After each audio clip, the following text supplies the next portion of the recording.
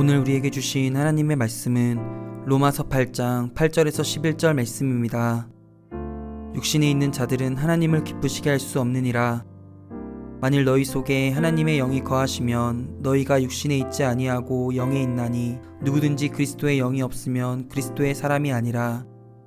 또 그리스도께서 너희 안에 계시면 몸은 죄로 말미암아 죽은 것이나 영은 의로 말미암아 살아있는 것이니라. 예수를 죽은 자 가운데서 살리신 이의 영이 너희 안에 거하시면 그리스도 예수를 죽은 자 가운데서 살리신 이가 너희 안에 거하시는 그의 영으로 말미암아 너희 죽을 몸도 살리시리라. 오늘 이 말씀에 많은 은혜 받으시기 바랍니다. 저희가 이제 자주 부르는 노래 또 듣는 노래 중에 사람은 꽃보다 아름다워 라는 노래 가사가 있는데요, 특별히 6세까지 만으로 0세로부터 6세까지의 우리 어린아이들을 보면 정말 꽃보다 아름답다는 생각을 하게 됩니다. 우리 고민은 하나님께서 우리에게 선물로 주신 아주 어린아이들, 이제 마음과 영혼이 하나의 모습을 갖추어가는 영혼의 집을 짓는 이 6세까지의 아이들을 우리가 믿음의 공동체 안에서 어떻게 길러내야 하는가 하는 것입니다. 0세부터 6세까지의 아주 어린 아이들을 위해서 저는 그렇게 여러분에게 도전했습니다. 가장 어린 나이에 회심하게 하소서. 어떻게 우리가 이런 기도의 제목을 세우고 또 성광교회 유치부 영화부 사역을 행할까요? 그 이유는 1980년대 혹은 90년대 이후에 한국 교회에 넓게 퍼져 있는 혹은 우리가 젖어 들어가 있는 자연적인 회심이라는 개념 때문입니다. 아이들의 회심 이야기라는 책이 한국에서도 번역이 됐는데 청기도 신앙을 이제 따르고 싶은 분들이 이 책을 번역해서 보급한 책이 있습니다. 이 책에서도 이제 서문에서 지적하는데 우리가 요즘에 사용하는 용어 중에 모태신앙이라는 용어가 이제는 아주 상식적인 언어가 됐습니다. 1970년대 80년대 교회에 유입된 분들이 이제 아이들을 양육하면서 이 아이들은 태어나면서부터 그리스도인 가정에서 태어납니다. 자기가 원하지 않아도 교회에 늘 주일에 출석합니다. 이런 아이들은 자연스럽게 본인이 기독교인이라고 얘기합니다. 아주 분명하게 저희들이 20세기 초반부터 한국교회에 이것들이 문제가 되기 때문에 기독교인과 내가 그리스도인이라는 고백을 구분하고 있습니다. 왜 그런가요? 실제로 교회에서 믿는 부모 가운데 태어나고 어린 시절을 교회에 지금 유치부나 또 유년부 초등부에 출석하고 또 중고등부 시절을 교회에서 보내고 그 다음에 대학에 떠나면 그때부터 아이들이 이제 교회로부터 멀어지기도 하고 또 신앙생활을 잘하는 아이들로 구분이 되죠. 이 아이들이 진짜 그리스도인, 즉 회심하지 않은 그리스도인이 너무 많다는 것입니다. 교회에서 자라나고 교회에서 태어나고 교회에서 생활에 너무 익숙해 있는데 종교인으로 그냥 어른이 된 그런 교인들이 한국교회에 이제 너무 많아졌다는 것입니다. 성악교회 등록하시면 저희들이 새가족학교에 여러분이 좀 등록하시길 권해드리고 4주간 같이 합니다. 라이프맵을 저희들이 그리고 그 다음에 2주째, 3주째 여러분에게 질문하는 것은 제가 질문할 때는 저는 한 사람 한 사람 분명하게 이렇게 질문합니다. 당신은 진짜 그리스도인입니까? 진짜 그리스도인이냐고 묻는 물음 앞에 여러분들이 교회에 10년, 20년, 30년 다니시거나 직분이 어떠하든지 모호한 입장을 취하는 분들이 있습니다. 고민하는 것입니다. 내가 진짜 그리스도인인가? 이것은 이전의 용어로 바꾸어 얘기하면 당신은 온전한 회심을 체험한 그리스도인입니까? 말하자면 회심한, 거듭난 그리스도인일까를 묻는 것입니다. 근데 이것은 세례받을 때 첫 번째 문장입니다. 당신은 회심한 그리스도인입니까? 회심한 그리스도인만이 세례받을 수 있습니다. 저희들은 이것을 first calling이라고 정의하고 여러분에게 계속해서 도전하고 있습니다. 사랑하는 여러분, 여러분이 어떤 인생을 살아왔든지 어떤 교회를 다녔든지 어떤 종류의 어떤 양태 어떤 타입의 그리스도인이든지 성강교회에 계시는 동안 이 회심에 대한 질문에 대해서 예 주님이라고 답할 수 있는 분들이 되시기를 주님의 이름으로 도전합니다. 오랜 세월 교회 다닌 것이 여러분의 회심을 보증하지 않습니다. 회심은 중요한 것입니다. 회심해야 그리스도인이 될 수 있습니다. 우린 거듭나야 하는 것입니다. 이 점에서는 절대로 후퇴할 수 없습니다. 사랑하는 여러분, 저희 교회에서 매년 거듭해서 저희 경험하는 것은 6세 이전에도 회심이 됩니다.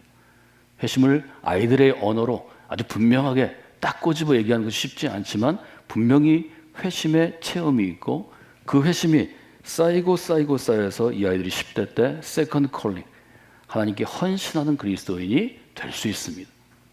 어린아이들도 하나님께서 은혜 주시면 분명하게 회심을 체험합니다. 저는 목회하면서 이 점을 어린아이들의 캠프 가운데 강력하게 도전했습니다. 하나님 만나게 해주세요. 예수님 만나게 해주세요. 제가 그리스도인 되게 해주세요. 이 기도를 하면 아이들에게 마음을 통해서 혹은 어떤 신령한 체험을 통해서 혹은 이성적인 생각과 판단을 통해서 결단을 통해서 내가 평생 그리스도의 사람이 되었습니다 라고 고백할 수 있습니다. 저는 이것이 가장 큰 복이라고 생각합니다. 여러분, 저희 교회에 살아가는 어린아이들이 여러분의 자녀를 포함해서 가장 이른 나이에 회심을 체험한 그리스도인이 될 수 있도록 강력하게 기도하셔야 합니다. 왜 회심을 체험해야 될까요? 로마서 8장은 그 이유를 분명하게 제시하고 있습니다. 회심을 체험한 그리스도인은 성령께서 인도하시는 인생을 살아가기 때문입니다. 구절은 이렇게 되어 있죠. 만일 너희 속에 하나님의 영이 거하시면 너희가 육신에 있지 아니하고 영에 있나니 누구든지 그리스도의 영이 없으면 그리스도의 사람이 아니라. 그리스도인은 어떤 사람인가요? 그리스도의 영이 있는 사람입니다. 그리스도의 영이 우리 마음의 중심에, 영혼의 중심에 거하는, 머물러 계시는 그 사람이 그리스도의 사람입니다. 로마서 8장은 제가 성서대학이나 또 2017년 사순절부터 매년 사순절에 로마서를 강의할 때 여러분에게 분명히 말씀드렸지만 인간을 두 그룹으로 분류합니다. 한 그룹은 육신을 따르는 사람입니다. 육신을 따르는 사람은 육신의 일을 생각합니다. 이것이 로마서 8장 5절의 분명한 진단입니다. 한쪽은 영을 따르는 사람입니다. 우리가 지금 용어로 성령이라고 말해도 좋고요. 여기 지금 로마서에서는 그리스도의 영, 하나님의 영 여러 가지 단어를 쓰고 있지만 지금 우리가 성령이라고 부르는 성령 하나님을 의미합니다. 육신을 따르는 사람이 있고 영을 따르는 사람이 있는데 육신을 따르는 사람은 육신의 일을 생각하고 영을 따르는 사람은 영의 일을 생각한다는 거죠. 회심한 그리스도인이 되어야 교회 안에 있어도 가르게 된다는 거죠.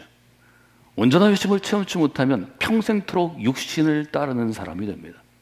육신을 따르는 사람의 종국은 사망이라고 분명하게 로마서 8장 6절은 진단합니다.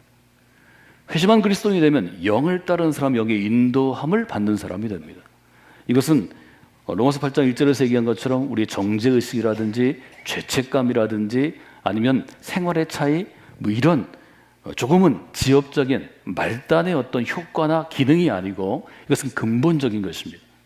어린 시절에 회심을 체험하면 그때부터 성령께서 인도하시는 사람이 되는 것입니다.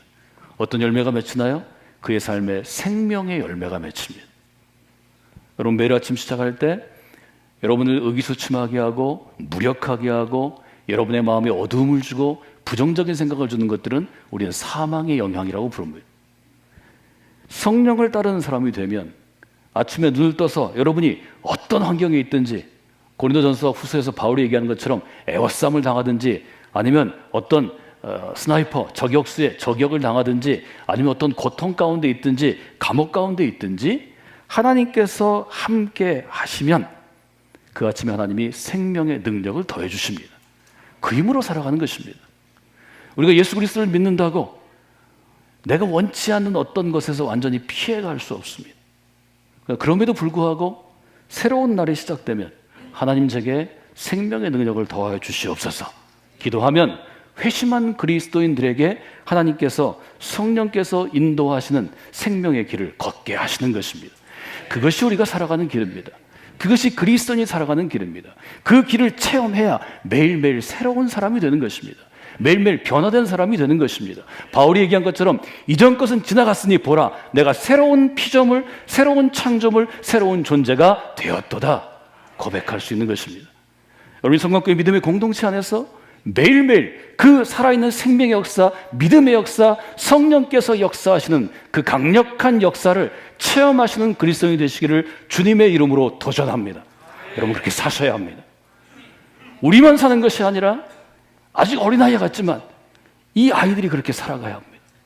여러분 성령께 믿음의 공동체에서 이런 귀한 예배에 참여할 때마다, 사역에 참여할 때마다, 훈련 받을 때마다 생명의 능력이 여러분의 인생을 변화시키기를 주님의 이름으로 축원해 드립니다. 기도해야 합니다. 가장 어린 나이에 회심하게 하소서. 그럼 하나님께서 생명을 주십니다. 지금 로마서 8장에서 우리에게 얘기하는 것처럼 영의 생명은 생명과 평안입니다. 평안을 줍니다.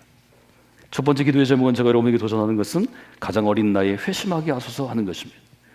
두 번째 기도의 제목이 있죠. 6살까지 어린아이들에게 가장 중요한 것은 행복한 기억입니다. 아버지와 행복한 기억, 어머니와 행복한 기억, 교회와 와서 행복한 기억, 목사님과 행복한 기억, 선생님들과 행복한 기억. 행복한 기억이 많으면 많을수록 이 아이들이 20세 이상의 성인이 되었을 때 첫째, 자기를 아주 사랑하는 사람이 됩니다. 이것은 에고이스트, 이기적인 사람이 되는 것이 아니라 자기의 존재를 인정하는 사람이 된다. 즉 자존감이 높은 사람이 됩니다. 누구 앞에서든지 당당한 사람이 됩니다. 담대한 사람이 됩니다. 즉 자신감 있는 사람이 됩니다. 어떤 일을 볼 때 부정적인 것, 어두운 것, 잘못된 것을 보기 전에 밝은 면을 먼저 봅니다. 밝게 웃습니다. 밝게 얘기합니다. 이런 사람이 되는 사람들을 조사해 보면 대부분 아주 어릴 때 말로 설명할 수 없고 생각이 여물지 않고 자기의 관점이 형성되기 전에 짤막짤막하지만 행복한 기억이 많으면, 그것을 끄집어낼 수 있으면, 그러면 이런 사람이 되는 것입니다. 전도서 11장 7절은 그렇게 얘기하죠. 빛은 실로 아름다운 것이다. 빛은 어두움과 완전히 반대되는 쪽에 있죠. 이것은 죽음과 반대되는 것입니다. 그래서 빛은 전도서에서 살아있음입니다. 살아있는 것이 바로 빛이라는 거죠. 그 빛이 달콤하다. 전도서는 이렇게 표현합니다. 빛을 바라본다는 것은 저희가 왕대일 교수의 주석에 따라서 그때 전도서를 쭉 나누어서 2달간 봤는데요. 왕대일 교수는 주석에서 2가지 제목으로 나눕니다. 인생을 2그룹으로 전도서 11장에 따라 나누면 첫째는 해를 향해 서는 사람이라는 것이. 우리가 해를 향해 서면 어떻게 될까요? 해를 향해 서면 그림자는 어디에 있나요? 제 앞에 있나요? 뒤에 있나요? 제 뒤에 생깁니다. 제가 그림자를 볼 수 있나요? 없나요? 없어요. 제 그림자를 보지 못해요. 인생이 어두운 것을 보지 못해요. 근데 제가 해를 향해 쓰는 게 아니라 해를 등지고 서면 제 그림자가 어디 있나요? 제 앞에 있습니다. 그림자만 보고 살아야 합니다. 그래서 이 전도서는 우리를 향해서 해를 향해서라고 도전한다는 것입니다. 저는 이것이 귀한 통찰이라고 생각합니다. 여러분, 두 번째로 우리 아이들이 복되고 아름다운 인생을 살기 위해서는 우리는 그렇게 기도해야 합니다. 해를 향해 서는 인생이 되게 하소서. 해를 향해 서는 인생으로 살아가게 하여 주시옵소서. 여러분, 시편 42편을 기억하시죠? 내 영혼아, 내가 어찌 낭망하고 낙심하여 그 속에서 불안해하는고. 너는 하나님을 바라라. 해를 향해 선다는 것은 하나님을 바라본다는 것입니다. 여러분, 우리의 인생들을 기억하시면서 우리 아이들을 위해서 2가지 기도의 제목을 저희가 나눴습니다. 0세부터 6세까지 우리 귀한 아이들을 위해서 첫째, 그렇게 기도해 주십시오. 가장 어린 나이에 회심하게 하여 주시옵소서. 두 번째, 그렇게 기도해 주십시오. 해를 향해 서는 인생으로 살아가게 하여 주시옵소서. 그리하면 이 아이들이 하나님께서 약속하신 복 있는 인생, 영을 따르는 사람으로, 그리고 그 영을 따르는 인생의 결과로 생명과 평화가 풍족하고 충만한 삶으로 하나님께 세워주실 것입니다.